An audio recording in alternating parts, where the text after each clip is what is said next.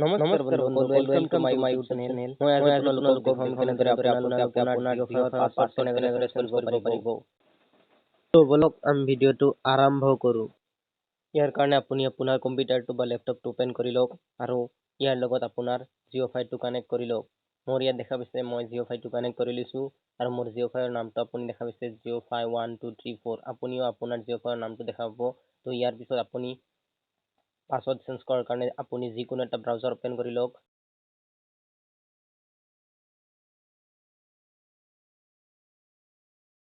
মই সাপোজ ক্ৰম ব্ৰাউজাৰটো ওপেন কৰি লৈছোঁ। তাৰপিছত ইয়াত আপুনি এনেদৰে সাৰ্চ কৰক। আপুনি এনেদৰে লিখক geofile.local.html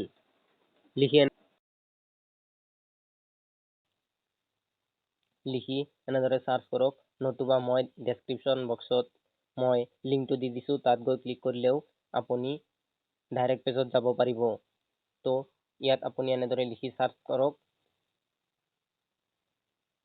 geofile.local.html।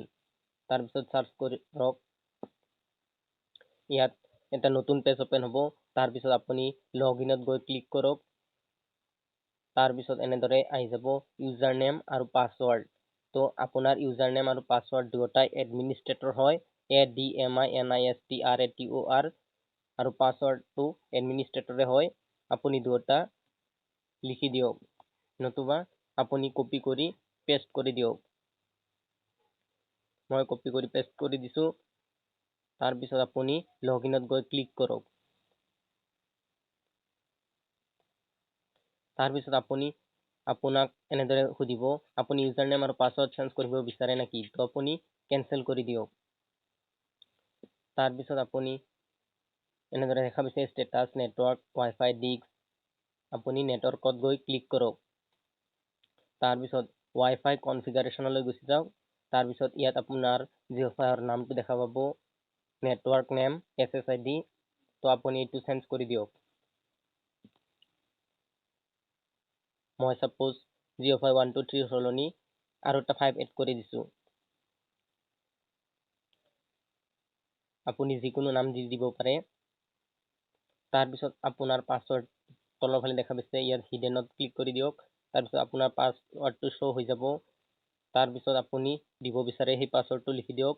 মই সাপোজ আৰু এটা 7ৰ পিছত 8 এড কৰিছোঁ।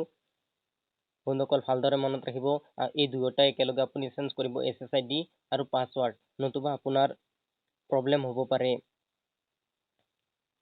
তো এইখিনি কৰাৰ পিছত আপুনি আপোনাৰ পাছৱৰ্ডটো ভালদৰে মনত ৰাখিব আৰু তাৰপিছত ছেভত ক্লিক কৰিব। তাৰপিছত অ'কেত ক্লিক কৰি দিব। তো আপোনাৰ পাছৱৰ্ড চেঞ্জ হোৱাৰ প্ৰচেছটো চলি আছে। যেতিয়া পাছৱৰ্ডটো চেঞ্জ হ'ব, লগে লগে আপোনাৰ লেপটপ বা কম্পিউটাৰটো ডিছকানেক্ট হৈ যাব। তো ইয়াত মোৰ দেখা পাইছে ডিছকানেক্ট হৈ গৈছে, ন' ইণ্টাৰনেট বুলি দেখাইছে। আপোনাৰো এনেদৰে দেখাব। তাৰপিছত নতুনকৈ এনেদৰে চাব। তাৰপিছত নতুন আপুনি যিটো নাম দিছিল সেই নামটোৰে আপুনি দেখা পাব। তাৰপিছত আপুনি কানেক্ট কৰি ল'ব। তাৰপিছত নতুন পাছৱৰ্ডটো দি দিব। মই নতুন পাছৱৰ্ডটো দি দিছোঁ আৰু অ'কেত ক্লিক কৰি দিছোঁ। তো কানেক্টিং হৈ আছে, মোৰ কানেক্ট হৈ গৈছে আৰু নতুনকৈ ৰিলোড হৈ আছে। পেজটোতো দেখা পাইছে, নতুনকৈ আকৌ কানেক্ট হৈ গৈছে। তো আপুনি এনেদৰে ইচ্ছা কৰিলে আপোনাৰ জিঅ' ফাইলৰ পাছৱৰ্ড চেঞ্জ কৰিব পাৰিব। মই পেজটো ক্ল'জ কৰি দিছোঁ। বন্ধুসকল, ভিডিঅ'টো ভাল লাগিলে লাইক কৰিব, কমেণ্ট কৰিব, শ্বেয়াৰ কৰিব আৰু ছাবস্ক্ৰাইব কৰিবলৈ নাপাহৰিব। ধন্যবাদ।